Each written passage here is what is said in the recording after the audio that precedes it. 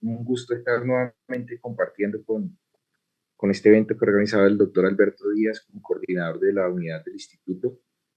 Hoy me ha invitado a hablar de una terapia que usamos mucho en paciente adulto en cuidado intensivo y que ha ingresado a tener alguna evidencia en la paciente obstétrica. Entonces vamos a hacer esta revisión para el día de hoy. No tengo ningún conflicto de interés en esta conferencia, es netamente académica.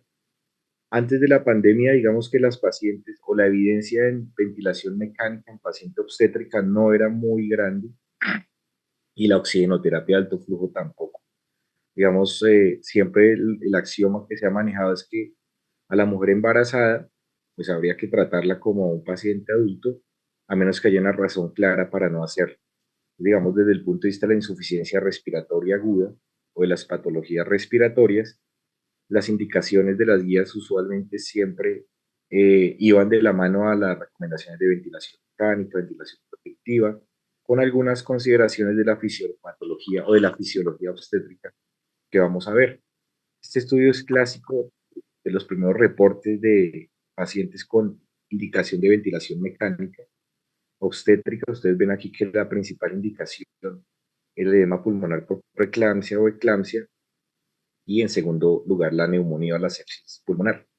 Pero si vamos a mirar, digamos, con estas indicaciones, el total de días de ventilación de estos pacientes era bastante reducido, de 2 a 3 días en promedio. Eh, ¿Quiénes tenían más días de ventilación? Las pacientes con neumonía, más o menos 10 días en promedio de ventilación, o las pacientes con patología neurocrítica. De los pacientes con edema pulmonar por sepsis urinaria, sepsis por coriomionitis, o los pacientes con edema pulmonar, digamos, tienen días cortos de ventilación mecánica. Y este es un primer punto, porque digamos, estas indicaciones se mantienen y podríamos considerar algunas alternativas a suplir la insuficiencia respiratoria sin tener que llegar a la ventilación mecánica. Eh, digamos, después del COVID, pues se vio que estos cambios en el patrón de la inmunidad materna llevaban a un riesgo mucho mayor de desarrollar SRA o insuficiencia respiratoria hipoxémica. Ustedes veían aquí los factores de riesgo incrementados como la obesidad, fumadoras, asmáticas, diabéticas, con preeclampsia, con hipertensión, que sumados a los cambios fisiológicos, pues nos daban algunas condiciones agravantes de la patología obstétrica de la paciente, causas directas como embolismo amniótico, edema pulmonar por tocólisis, o agravadas por broncoaspiración, síndrome de Meldes, neumonía aspirativa, o en caso de causas indirectas extrapulmonares como la preeclampsia, son, digamos, las principales causas de una insuficiencia hipóxica en estas pacientes. Dentro de la fisiología, simplemente recordar que, digamos, el fenómeno más relevante para cuando la paciente se enfrenta a insuficiencia hipoxémica es la disminución en la capacidad residual funcional, aproximadamente un 20%, y una disminución en el volumen residual de estas pacientes, lo que las hace bastante proclives a desarrollar cuadros de pobre tolerancia a la apnea y de desaturaciones profundas en caso de progresión de la insuficiencia respiratoria, y un aumento también en el espacio muerto más o menos del 40%. Esto pues obviamente asociado a la sobredistensión uterina, a la sobredistensión abdominal y a la disminución o al aplanamiento del diafragma de esa capacidad de reserva funcional. La cánula de alto flujo, digamos, si ustedes ven las definiciones de los consensos de SRA, en el consenso de Berlín se hablaba de unas indicaciones, unas recomendaciones de PIP, de CPAP, eh, para definir un SRA. En esta definición del 2023 ya se incluye que no requería la necesidad de intubación del paciente. Los pacientes con alto flujo pueden definirse que tienen o que estén desarrollando un SRA dependiendo de cambios a nivel radiológico o incluso con ultrasonido, cambios a nivel de la oxigenación y dependiendo de los recursos donde se esté haciendo el diagnóstico. Entonces es muy importante esto, que ya la cánula de alto flujo, digamos, se considera una primera línea en algunos pacientes para el manejo de la insuficiencia respiratoria aguda, y dependiendo de la progresión del cuadro, se puede considerar como un criterio dentro de los algoritmos, el criterio diagnóstico para el SRA. Entonces, pues siempre nosotros hemos tenido digamos, en la evolución de la insuficiencia respiratoria, la necesidad de ventilación mecánica como una indicación, digamos, ante la no evidencia de otras alternativas. Y pues, digamos, ustedes ven aquí en esta fotografía una paciente muy joven con un embarazo temprano o un embarazo de segundo trimestre, con ventilación mecánica y su monitorización, pero es posible que algunas alternativas se le puedan ofrecer dependiendo de la etiología de de esa falla ventilatoria. Obviamente con algunos beneficios no asociados a la sedación, ni a la inmovilización, ni a la relajación. O cambios radiológicos como estos que, digamos, no son indicativos de ventilar a una paciente, que dependen de la etiología, pues pueden ser beneficiados por algún otro tipo de terapia. ¿Cuál ha sido el problema siempre con la terapia de oxígeno? Pues que el oxígeno a altos flujos no es tolerado por los pacientes, no es humidificado. Siempre teníamos que pasar del bajo flujo a la no invasiva o la intubación orotraqueal y nos quedábamos, digamos, en ese espectro de no tener una alternativa para ofrecer a esos pacientes. Con esta pirámide, que ya es bastante antigua, del escalonamiento de las terapias en SRA, pues partíamos del oxígeno convencional a bajo flujo, la oxigenoterapia de alto flujo, la ventilación invasiva, la invasiva y otras terapias de rescate. Y en las últimas 3 años, tal vez las guías han equiparado un poco esta ventilación no invasiva y esta terapia de alto flujo en algún tipo de recomendación de algún tipo de paciente. Lo vamos a ver ahora. Entonces, digamos, ya se recomienda para pacientes con insuficiencia no debida de edema pulmonar ni a hipercapnia por crisis de POC, el uso de alto flujo superior o en forma superior al oxígeno convencional, siempre con la indicación de reducir el riesgo de intubación. ¿No? Esta terapia no se debe o no se debe pensar como que baja la mortalidad, simplemente es una terapia para reducir la posibilidad de la necesidad de escalonamiento en las estrategias de soporte de oxigenación y de ventilación. Ha sido controversial la evidencia, ven aquí que artículos hay y después del COVID han salido muchos artículos. Nosotros hemos investigado en nuestra región, digamos, la monitorización y el efecto en pacientes de altitud, de alta altitud, por encima de 2.500, 3.000 metros, con el grupo de trabajo que tenemos con el doctor Alberto Díaz, Amílcar Tinoco, el doctor Virués en Bolivia, y nuestra evidencia se ha ido, y digamos, liderados por el doctor Masclans en Barcelona, a buscar cómo adaptar esta terapia a nuestros metas de oxigenación, a nuestros sistemas de monitorización y al beneficio que podemos tener.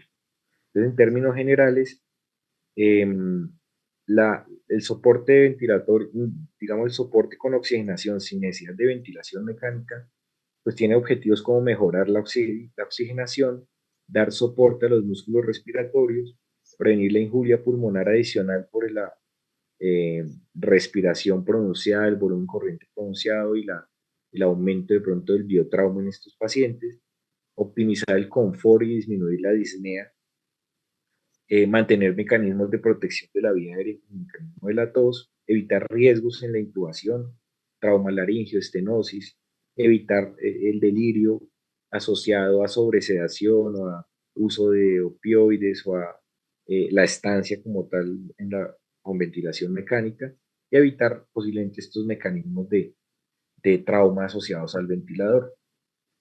La injuria, uno de los fenómenos que más, digamos, propenden por disminuir con el uso de estas terapias de alto flujo es la injuria pulmonar, digamos, autoinducida por la respiración espontánea en pacientes con esfuerzo inspiratorio aumentado, aumento del drive respiratorio por disnea y por dificultad respiratoria. Esto pues aumenta las presiones transpulmonares, el volumen corriente, y debido a la no homogeneidad del pulmón, aumenta las presiones posiblemente a nivel dorsal, y todo esto nos lleva a una lesión autoinfligida, que tenemos estrategias para reducirlo, como disminuir el drive respiratorio, pronar los pacientes, cambiar esas áreas colapsadas a nivel posterior, pero que la cánula de alto flujo nos brinda la oportunidad de que en un paciente que no está en falla ventilatoria podamos ofrecerle una alternativa para disminuir este problema transitorio.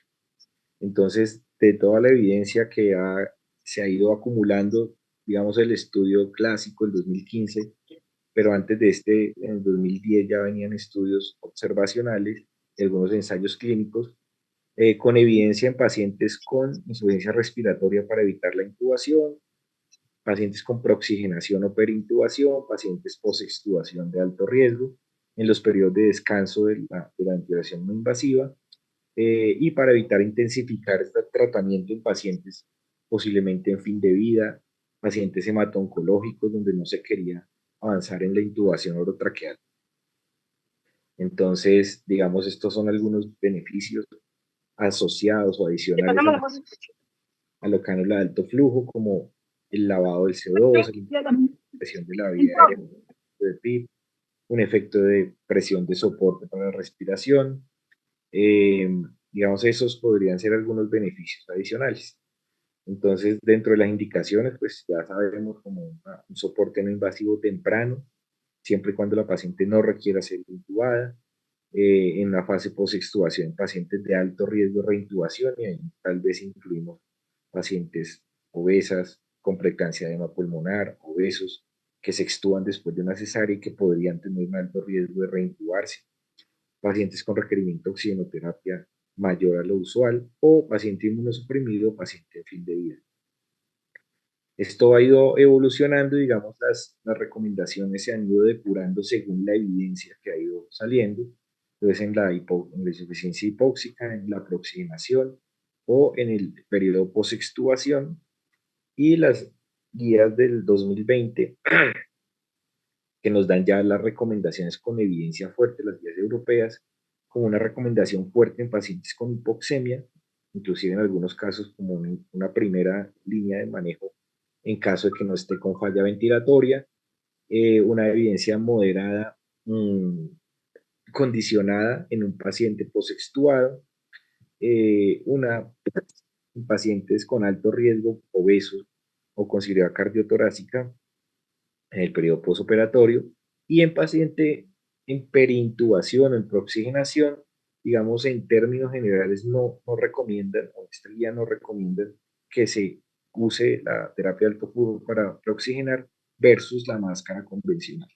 Vamos a ver, digamos, alguna evidencia que ha salido en la población obstétrica que nos ayuda un poco a matizar esta recomendación. Esto salió en abril de este año, digamos, resumiendo, ya inclusive en pacientes con insuficiencia hipercárnica se está hablando que el barrido del espacio muerto y el CO2 puede equipararse y ser más rápido o ser igual a la ventilación no invasiva, especialmente con unas cánulas asimétricas que han desarrollado. Y en pacientes con traqueostomía también unas cánulas o un sistema de adaptación para ayudar al destete ventilatorio. Entonces, en insuficiencia hipóxica, digamos, es donde hay mayor evidencia, 9 ensayos clínicos avalan esta recomendación superior al oxígeno convencional para corregir hipoxia, la falla ventilatoria hipoxémica.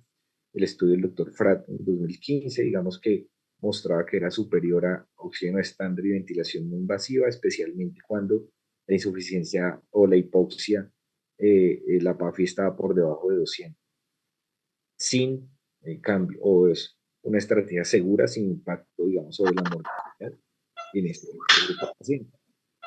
En la paciente embarazada, digamos que la fisiopatología pues es muy similar, flujo de O2, lo que hace es que peruliza la vía aérea, nos da una presión positiva en la vía aérea, disminuye este espacio muerto, aumenta la masa de la concentración de oxígeno, barre el CO2 y esa concentración de oxígeno podría desnitrogenar los alvéolos y mejorar la difusión de oxígeno.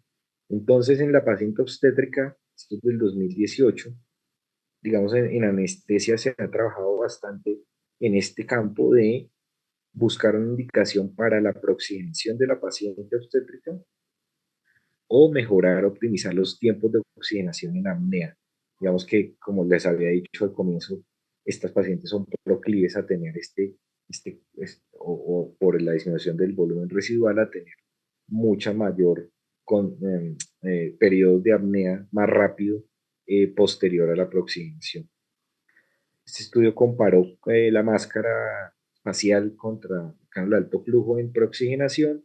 Digamos que no hubo superioridad en cuanto al confort de los dispositivos y con la cánula se logró mantener saturaciones por encima de 90 durante 3 minutos, digamos que es lo que se pretende cuando se hace una preoxigenación y se mantiene el periodo de apnea.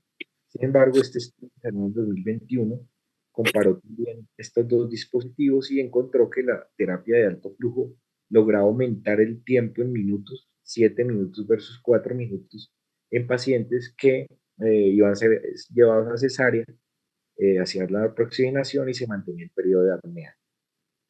Entonces podría ser que en pacientes con vía aérea difícil predicha o que tengan alguna consideración por dificultad en la ventilación, la oxigenación con alto flujo mantenga un poco mayor de tiempo o un poco más de tiempo la seguridad de la apnea durante esta oxigenación. Esta guía hindú del 2016 ya plantea que para estas pacientes en quienes no se anticipa una dificultad en la vía aérea, en la intubación, en paciente obstétrica, se, se trate de, digamos, reforzar el uso de una administración continua de oxígeno nasal para prolongar el tiempo de apnea. Ellos, digamos, no hay evidencia, esto es 2016, pero ellos consideran que este tipo de oxigenación con máscara y mantener el tiempo de apnea con alto flujo posiblemente sea un poco más seguro en los intentos de intubación de este tipo de pacientes. Eh, en este otro estudio, digamos, hacen una comparación del tiempo de duración. Este es un estudio experimental, no con, digamos, no con pacientes, sino simuladores, con un simulador, donde se puede ver que inclusive el tiempo de apnea se prolonga si se tiene la cánula a flujo de 70 litros y con fluidos del 100%. Puede inclusive prolongarse, según este simulador, hasta 70 minutos. Entonces sale esta editorial del 2023, donde plantean que tal vez sea el momento que en las guías eh, de anestesiología para paciente obstétrica de intubación eh, pueda incluirse esta recomendación de preoxigenar con terapia de alto flujo. Digamos que lo consideran y proponen, digamos, una lista para poder realizar este tipo de terapia con oxigenación a 50-60 litros, preoxigenación por 4 minutos, considerar también administrar una máscara con la boca cerrada y cuando el momento de la apnea llevar a 70 litros por minuto e intentar pues, hacer los intentos de intubación de la paciente. Ellos recomiendan que si en caso de que la paciente se desature, remover el alto flujo y usar ventilación con máscara, que es mucho más rápida la recuperación. ¿Qué otra evidencia hay en la paciente obstétrica? Y como les decía, la mayoría de las pacientes se intubaban por edema pulmonar secundaria a preeclampsia. Pues aquí hay reportes de casos de pacientes, en este caso una cesárea, paciente con edema pulmonar postcesárea, que no se hace lo clásico, es llevarla intubada a la UCI, mantenerla intubada 2 o 3 días mientras se logra, digamos, corregir la disfunción endotelial, llevar a un balance negativo, usar tal vez diuréticos y disminuir el edema pulmonar, sino que aquí se pasa de una vez a cánula de alto flujo y ustedes ven cómo la PA2 después de en el primero, segundo y tercer día se mantiene con valores bastante adecuados y con corrección de los síntomas. Estos reportes, digamos, ya nos muestran esta alternativa para pacientes que tengan edad pulmonar, se llevan con preeclampsia, se desembarazan, pero que no requieren, digamos, ventilación mecánica. Este estudio también del 2018 nos muestra, nos muestra cómo los pacientes con Venturi, digamos, no corrigen las dos cosas que hace el alto flujo, que es disminuir la polipnea y mejorar la oxigenación. Con ventilación no invasiva se pasó esta paciente, corrigió un poco, pero donde se tuvo un gran descenso en la frecuencia respiratoria y una mejoría notable en la saturación de oxígeno fue cuando se empezó a usar alto flujo a 30 litros con ácidos del 53%. Luego se intentó alternar con otro dispositivo, nuevamente a Venturi, volvió a caer la oxigenación, volvió a subir la polipnea y se tuvo que volver a ingresar al alto flujo y aún no estaba, yo creo que en condición de destete y se volvió tener una franca mejoría a las 72 horas sin necesidad de ventilación mecánica ni de ciclos de ventilación no invasiva. En COVID, esta guía que, digamos, se había escrito, pero se publicó hasta el 2023, o sea, junio del 2023, recomendaciones de manejo de la hipoxemia en COVID en la embarazada, pues se hablaba del esquema que es muy similar al del adulto, pues se extrapoló del adulto de mantener saturaciones por encima de 95, frecuencia respiratoria por encima de 30, si en caso de que no mejore, digamos, si se tiene mejoría con esto, pues no avanzar más, si no se tiene mejoría, pronar el paciente, usar sistemas de Venturi mayor y si no hay mejoría, usar ventilación no invasiva y terapia de alto flujo como segunda elección antes de intentar llevar a ventilación mecánica. Nosotros aquí tuvimos pacientes en las clínicas eh, con alto flujo y con COVID. Este es un reporte que hicimos para el Congreso de Cuidado Intensivo aquí en Colombia, de 20 pacientes en UCI con insuficiencia respiratoria aguda por COVID. En 11 usamos cánula nasal de alto flujo con un índice de masa de 28, una tacha de 6. La mayoría era del segundo trimestre de embarazo, una edad gestacional de promedio de 33 semanas. El 100% fueron llevadas a cesárea y los parámetros de inicio de la cánula, tenemos una PA2 de 62, polimnéicas, una frecuencia de 34, saturaciones de 90 y el índice de Roxy era bastante bajo. No logramos mejorarlo en las primeras 2 horas, 3.2, como ustedes saben, muy por debajo de 4.8 del índice de Roca, del estudio de Roca. El 60% de estos pacientes requirieron ventilación mecánica en las primeras 24 horas, o sea, el porcentaje de fracaso es mayor o fue mayor que el de insuficiencia respiratoria en paciente no obstétrica. Y en resumen, los días de ventilación mecánica fueron 17, días de UCI 12, días de hospitalización 21. Entonces, ¿qué concluimos nosotros de esta descripción? Digamos que no, es una terapia que usamos que tiene un alto índice de fracaso mayor al de otras terapias, pero asociado usualmente a la persistencia de la polimnia y al trimestre del embarazo. Entonces, en el tercer trimestre, digamos, poca tolerancia a la hipoxemia, a la polimnia, a este tipo de terapia y terminaban ventiladas y en cesárea. También hicimos un estudio en Latinoamérica, que lo publicamos en la revista de tórax de la sociedad. Fueron 40 pacientes en total, con 6 mortalidades. Vean que el 10% de los pacientes ingresaron en ventilación, pero 9 ingresaron en cánula de alto flujo.